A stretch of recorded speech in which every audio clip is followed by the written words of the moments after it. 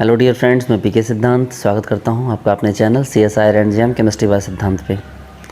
Dear friends, आज हम लोग एक बहुत इम्पॉर्टेंट मुद्दे को डिस्कस करने वाले, इम्पॉर्टेंट पॉइंट को डिस्कस करने वाले हैं।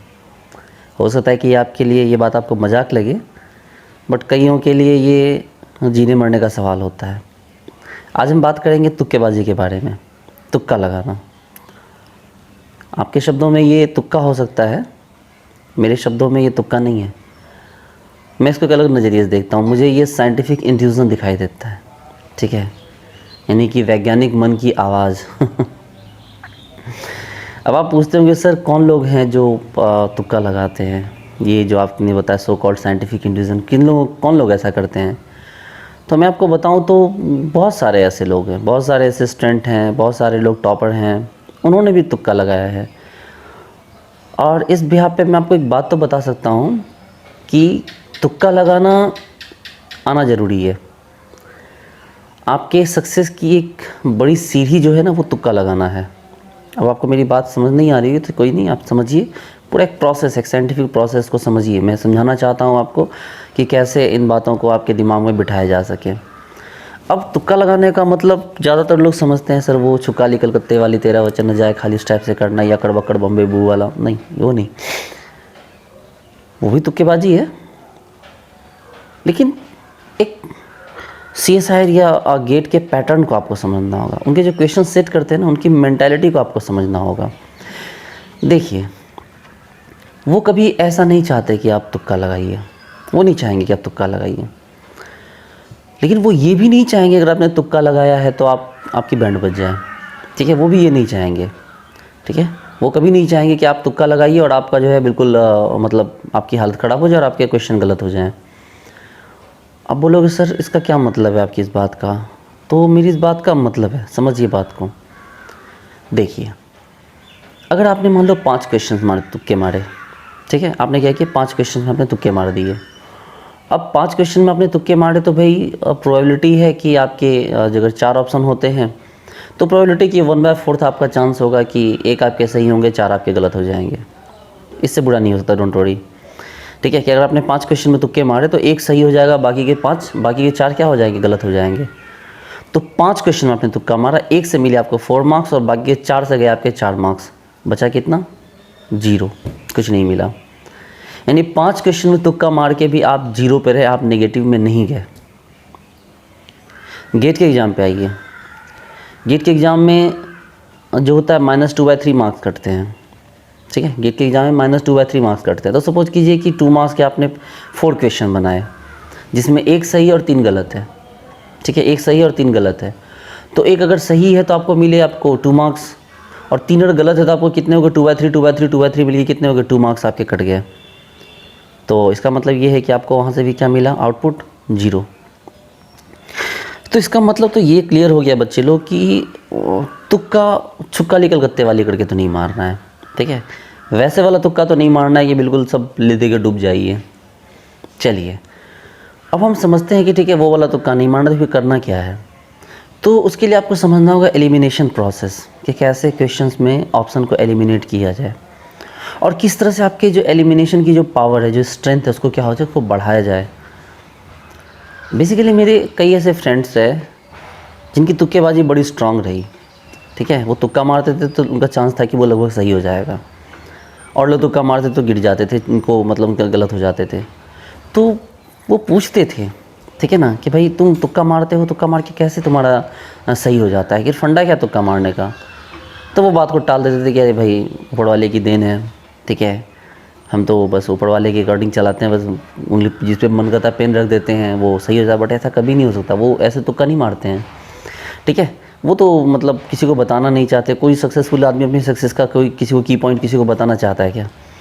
देखिए, सबसे पहली बात तो ये तुक्का मारने के लिए आपको ये चीज़ें ज़रूरी कि आपको एलिमिनेशन प्रोसेस आपके पास हो। मैं चाहता हूँ कि आपको वो चीज़ सिखाऊं कि कैसे एलिमिनेट किया जाता है। आपको आता होगा एलिमिनेट करना, लेकिन मेरे अकॉर्डिंग चलिए, मैं आपको पॉइंट बताने वाला हूँ, उसको समझने की कोशिश कीजिए कि कैसे तुक्का लगाया जाए। देखिए, तो क्या है कि अब मान लो आपको 2 ऑप्शन आपको मिनिमम, चलो 1 ऑप्शन एलिमिनेट करते हो, ठीक है। मान लो क्वेश्चन है, उसमें आपने 1 ऑप्शन एलिमिनेट कर दिया। अब आपके जो क्वेश्चन के सही होने की जो प्रोबेबिलिटी है वो कितनी हो गई, तो वो हो गई आपको 1/3। 1/3 का मतलब ये होगा कि अगर आपने 9 क्वेश्चन में आपने 1/3 वाला प्रोबेबिलिटी का मारा है, ठीक है, 9 छोड़िए ना, 9 हटाइए, मतलब मैंने 3 ऐसे क्वेश्चन मारे हैं जिस 3 क्वेश्चन में क्या हो गया, आपकी प्रोबेबिलिटी 1/3 है, मतलब एक क्वेश्चन आप एलिमिनेट कर चुके हो, ठीक है, एक ऑप्शन को आप एलिमिनेट कर चुके हो। तो उस 3 में से आपके सही होने का चांस होगा कितना, 1। तो अगर 1 सही हो तो कितने मार्क्स मिलेंगे, 4। और अगर 2 गलत हो गए तो कितने मार्क्स कट गए, 2। फिर भी आपको कितने मार्क्स का फ़ायदा हुआ, 2। यानी 3 ऐसे क्वेश्चन जिसमें आपने तुक्केबाजी की, आपको कितना % का फ़ायदा हुआ, आपको 2 मार्क्स का फ़ायदा हुआ, ठीक है। चलिए अब समझो कि जैसे मान लो आपने जो है आपने 2 ऑप्शन एलिमिनेट करना सीख लिया। मैं सिखाऊंगा आपको कि कैसे ऑप्शन एलिमिनेट करते हैं। मान लिया आपने 2 ऑप्शन एलिमिनेट कर दिए, तो अगर 2 ऑप्शन आपने एलिमिनेट कर दिए तो आपका जो चांस हो गया वो 50-50% का बन गया। इसका मतलब ये है कि अगर आपने 10 क्वेश्चन ऐसे मार दिए जिसमें कि आपने 50% पार्ट को एलिमिनेट कर रखा, 2 में से आपको कोई तुक्का लगाना था, तो उस 50% पार्ट में आपको 10 में से 5 क्वेश्चन सही होंगे, नहीं 4 पंचे 20, और 5 में 5 मार्क्स कट जाएंगे, मतलब -5। तो आपको कितने फ़ायदे हुए, तो आपको 15 मार्क्स का फ़ायदा हुआ। ये छोटा मोटा नहीं है। CSIR या गेट वेट के लिए जो 15 मार्क्स होते हैं ना, ये इतने ज़्यादा होते हैं कि आपको मैं बता नहीं सकता कि 15 मार्क्स कितने होते हैं। तो इसका मतलब ये है कि अगर आपने सपोज करो कि पार्ट सी में आपको 25 क्वेश्चन करने हैं, 15 क्वेश्चन आपने दे दनादन कर डाले, ठीक है, 15 क्वेश्चन आपने क्या किया, कर डाले। 15 क्वेश्चन एवरेज स्टूडेंट को भी आ जाएगा कि पार्ट सी में 15 क्वेश्चन उसने कर डाले।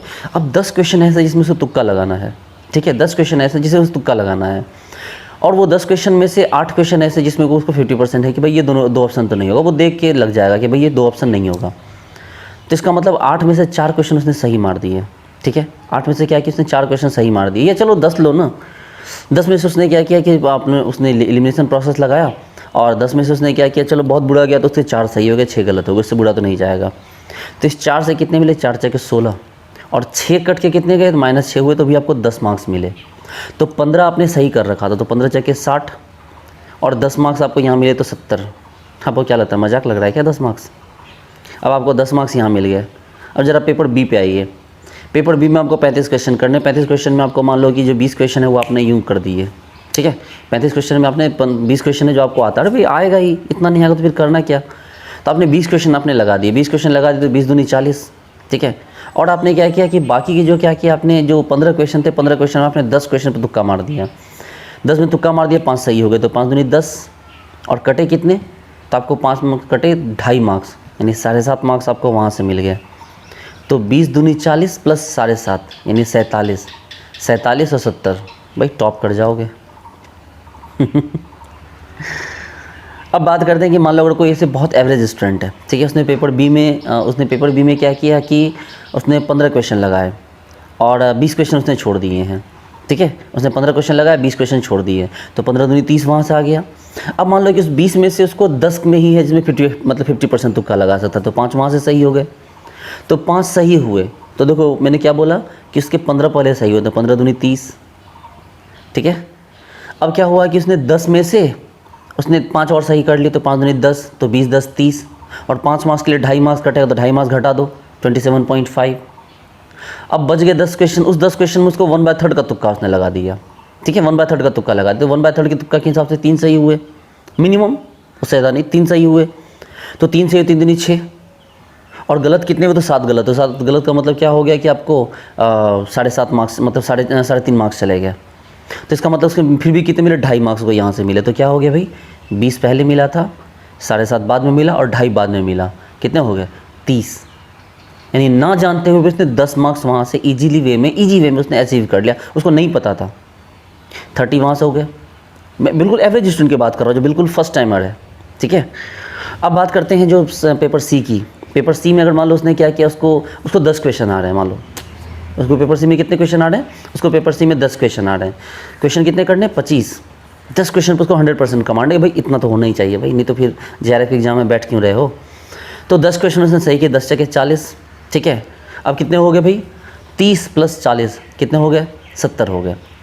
और अब क्या किया कि उसके पास क्वेश्चन कितने बचे, उसके पास आपको 15 क्वेश्चन अटैम्प्ट लेने के लिए बचे। उस 15 क्वेश्चन में से 10 क्वेश्चन इसमें उसको 50-50 है। हम 1/4 नहीं, 25 नहीं, डायरेक्ट वाला तुक्का नहीं, 50-50 वाला तुक्का। अब उसने क्या किया, 10 में उसने 50% वाला तुक्का लगा, 5 सही हो गए, तो 5 × 20, और 5 नंबर गलत भी हुए, तो 5 कटा दो, कितने मिले उसको, 15 मार्क्स मिले। 70 + 15 कितने हो गया, 85 हो गया। बचे 5 क्वेश्चन, उसमें से मान लो एक 2 क्वेश्चन और सही हो गया, उसने 1/3 का तुक्का मारा, 1 क्वेश्चन और सही हो गया, ठीक है, मैं देखो मैं जितना सही की बात करता हूँ गलत की बात कर रहा हूँ।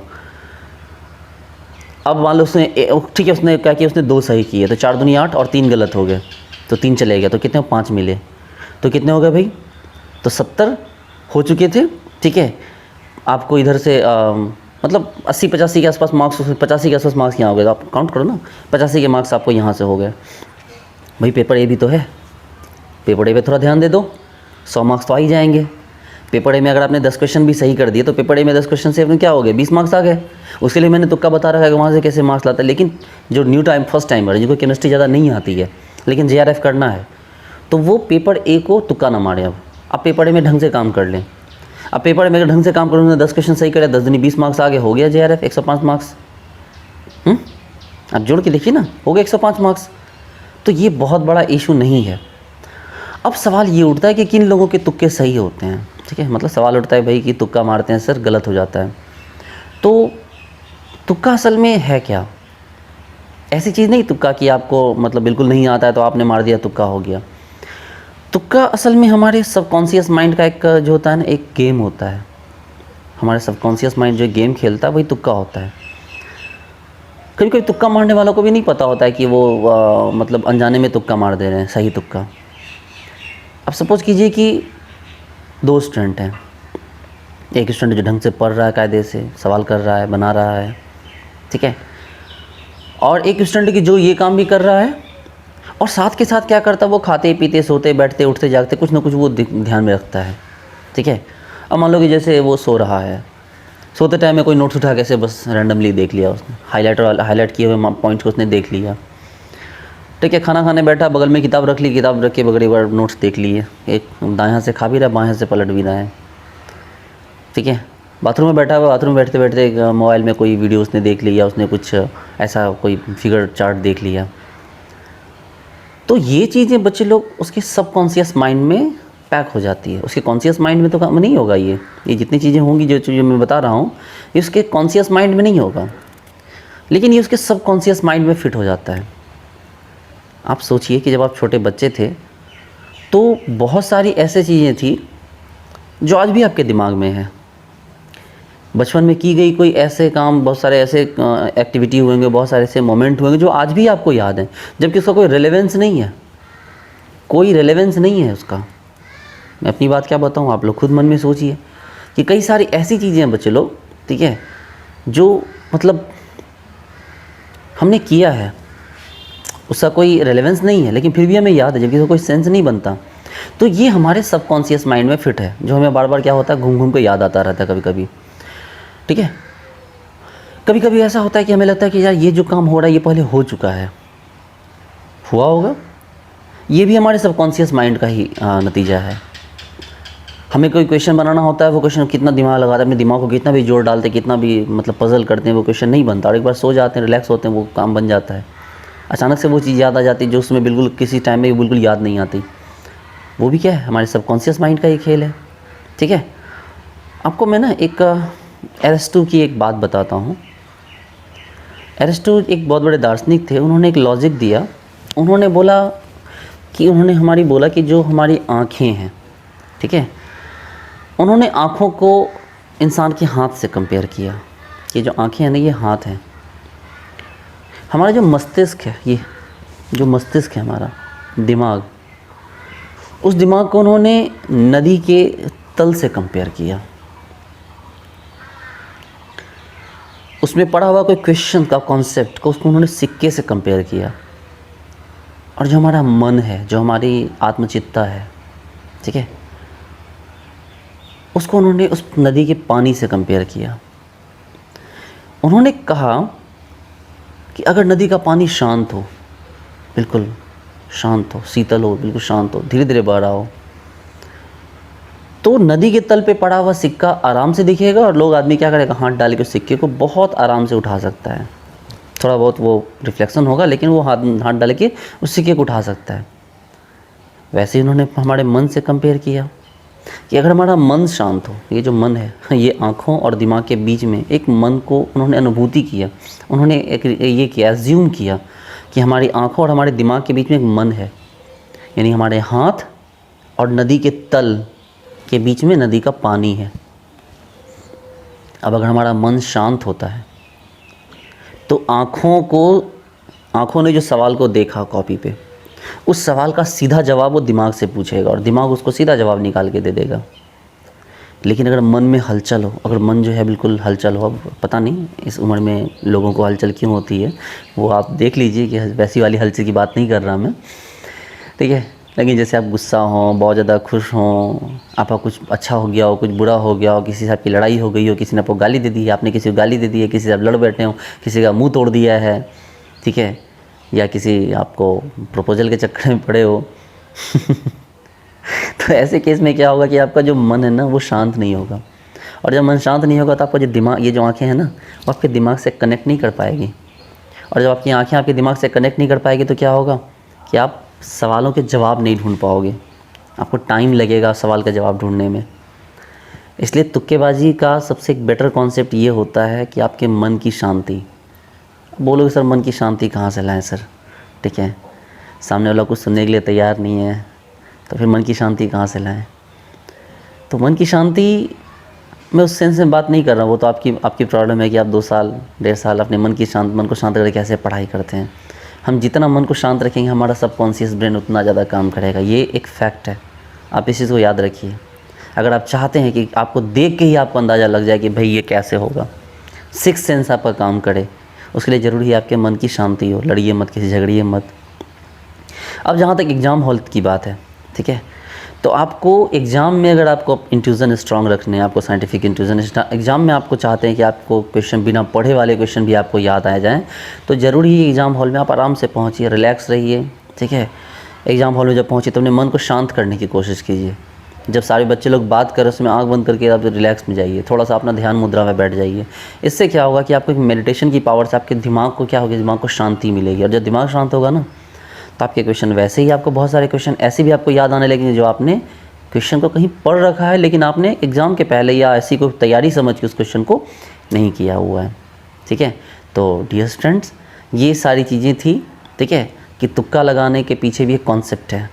आपको अगर चीज़ें आपने कभी पढ़ रखी है तो वो चीज़ आपको तुक्का भी लग जाएगी, बशर्ते कि आपका मन शांत हो। आपने वो चीज़ों को बार बार आपने रिपीट करके खाते पीते सोते जागते उठते बैठते कभी ना कभी पढ़ा हो उसको। ज़रूरी नहीं कि आप टेबल कुर्सी बैठ के पढ़ रहे हैं तो ही पढ़ाई होती है। हमारा सबकॉन्शियस ब्रेन तब भी पढ़ता है जब हम रिलैक्स होकर कुछ और कर रहे हैं, लेकिन बस पढ़ाई मेरी कंटिन्यू है, उस समय भी हम पढ़ाई कर रहे होते हैं। तो ये सारा कॉन्सेप्ट था डियर स्टूडेंट्स। मैं उम्मीद करता हूँ कि आपको मेरी बात ज़रूर समझ में आई होगी, ठीक है। और आप एग्ज़ाम में अभी तुक्का लगाएंगे, मैं कभी मना नहीं करूँगा आपको तुक्का लगाने से। अगर लगे कि भाई मैं एग्ज़ाम को क्वालिफाई करने की कंडीशन में नहीं हूँ तो ज़रूर तुक्का लगाइए, ठीक है। अब आप इस चीज़ को लेके मुझे ट्रोल मत करना कि सर आप मुझे हमें तुक्का लगाने बोल रहे हैं, लेकिन आप जब तुक्का लगाओगे और आपका रिजल्ट होगा तो आप देखना, आप मुझे बोलोगे कि हाँ सिद्धांत सर तुक्का लगाने से बहुत फ़ायदा हुआ, ठीक है डियर स्टूडेंट्स। मिलते हैं नेक्स्ट वीडियो में। Thank you so much.